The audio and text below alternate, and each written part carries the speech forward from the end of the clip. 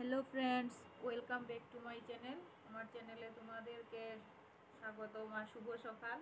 এখন 10টা 10 বাজছে। তো কদিন ধরে অনেক লেট হয়ে যাচ্ছে উঠতে উঠতে। ছেলের কাল থেকে স্কুল খুলে নেবে, তো এরপরে তো আর বেশি ঘুমাতে পারবো না।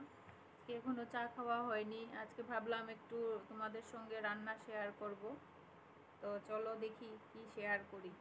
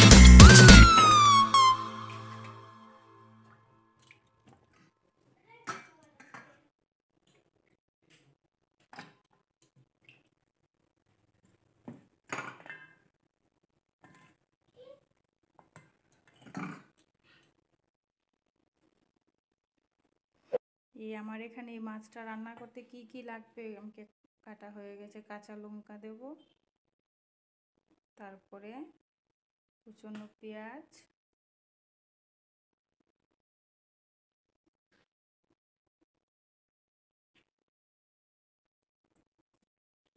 এই যে ধনেপাতা নুন দেব,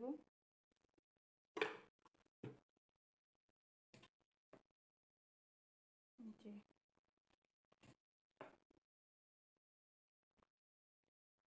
নুন হলুদ দেওয়া হয়ে গেছে। তারপরে তেল দিয়ে মেখে নেব। তারপরে আর কড়াইতে তেল দেব না, দিলেও চলবে, না দিলেও হয়ে যাবে। ঠিক গন্ধটাও থাকে, খেতেও টেস্ট। কড়াই বসিয়ে দিয়েছি। কড়াইটা একটু এখন গরম হয়ে গেলে তারপর হালকা অল্প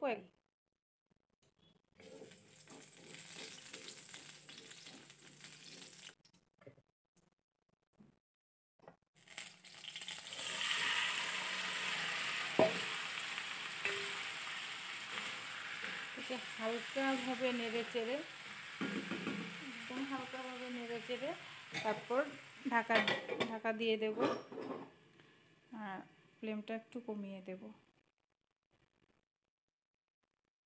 সিদ্ধ হতে হতে ততক্ষণ একটুই আমশি ভিজিয়ে রাখবো। আমশি বলতে ওই হয় না যে আম ছোট অবস্থায় কেটে ছোট ছোট করে কেটে কুচি কুচি করে কেটে যে রোদে শুকায়, ওইগুলা তরকারিতে দিলে একটু টেস্টটা ভালো লাগে, একটু টক টক হয়।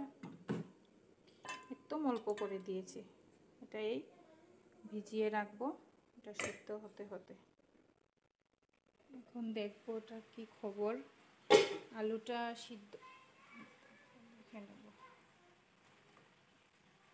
সিদ্ধ হয়ে গেছে।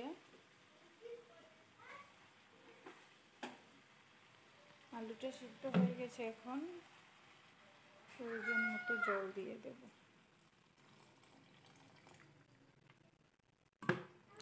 আর একটু জল দিতে হবে।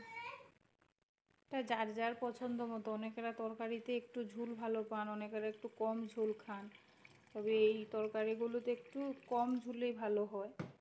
কম ঝোল হলে একটু গ্রেভি হয়, তো টেস্ট লাগে, খেতে একটু ভালো লাগে আর কি। লঙ্কা গুঁড়ো দেওয়া যেত, লঙ্কা গুঁড়ো দিলে হতো কি এটা কালারটা ভালো হতো। তো আমার যেহেতু গ্যাস্ট্রিকের প্রবলেম আছে, তো আমি লঙ্কা গুঁড়ো খাই না, কাঁচা লঙ্কা দিয়েই তরকারিটা করব। মনে হচ্ছে হয়ে গেছে, গন্ধটাও খুব ভালো বেরিয়েছে আর ফুটছে, তরকারিটা টকবক করছে, সাউন্ড শুনেই বুঝে গেছি। কালারটা একটু আপনারা যদি ভালো লাগে লঙ্কা গুঁড়ো দিয়ে দেবেন, লঙ্কা গুঁড়ো দিলেও দেখতে ভালো লাগে। এখন আমি এইটা দিয়ে দেব।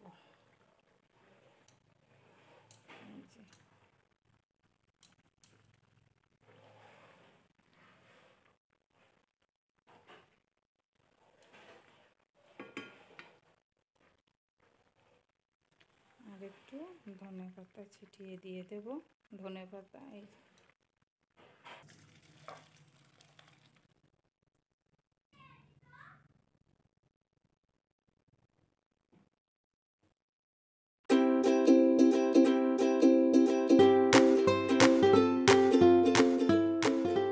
তো আজকের মতো এই মাত্র এতটুকুই। মাছের রেসিপিটা তোমাদের কেমন লাগলো জানাবে আমাকে। এটা যদিও আমার রেসিপি নয়, এটা আমার মায়ের রেসিপি। তো তোমরা ট্রাই করে দেখতে পারো বাড়িতে, কেমন লাগে আমাকে অবশ্যই